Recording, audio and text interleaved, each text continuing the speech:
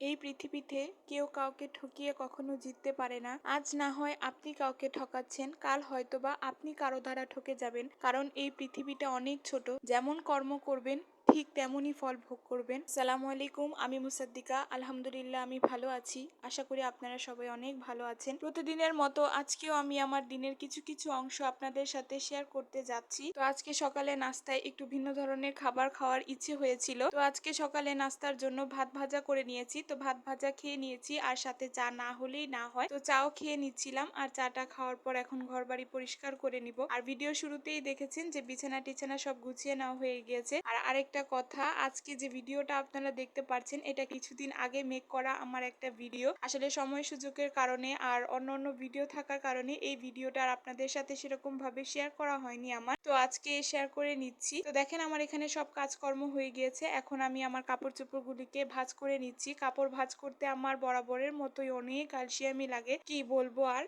কাপড় ভাঁজ করা হয়ে গিয়েছে, এখন কাপড়গুলোকে জাগা মতো রেখে দিব। আর আম্মু অপর পাশে রান্না বান্নার কাজ শুরু করে দিয়েছে। তো আজকে লাল শাক রান্না করবে। লাল শাক কুটে বেছে ধুয়ে একদম রেডি করে নিয়েছে রান্না করার জন্য। তো আজকে আর আমি ওইরকম কোনো রান্নার ক্লিপ নিতে পারিনি, একটু একটু ক্লিপ নিয়েছি। আর এখানে ঢেঁড়স রান্না করবে, ঢেঁড়স গুলোকে সুন্দর করে কেটে বেছে নিচ্ছিল। আপনারা বলতে পারেন একই রকম ভিডিও। আসলে আমি আমার প্রতিদিনে যে সকল কাজকর্ম করে থাকি সেগুলোই আপনাদের কাছে প্রেজেন্টেশন করি অন্য ভাবে। তো দেখেন এখানে আম্মুর সব সবজি কাটা হয়ে গিয়েছে। এখন মাছে লবণ হলুদ সবকিছু মাখিয়ে মাছগুলি ভেজে রান্না করবে। মাছের এক সাইড ভাজা হয়ে গিয়েছে, এখন অপর সাইডটাকেও ভালোভাবে ভেজে নিবে। আর এখানে ঢেঁড়সের তরকারিটাকেও হাতে মাখিয়ে ঝুঁকিয়ে বসিয়ে দিবে। তো দেখেন আমার রান্নাটা এখানে কমপ্লিট হয়ে গিয়েছে। ঢেঁড়স দিয়ে মাছের তরকারি রান্না। আমি প্রথমেই বললাম আজকে রান্নার ওরকম ভিডিও ক্লিপ আমি নিতে পারিনি। তো দেখেন মা মেয়ে দুইজনে মিলে দুপুরের খাওয়ার জন্য বসে গিয়েছি। তো আম্মু এখানে আমাকে বেড়ে বেড়ে দিচ্ছিল, আর আমি বরাবরের মতো একটুকরো লেবু নিয়ে নিয়েছি। লেবু ছাড়া তো আমার খাবার জমেই না।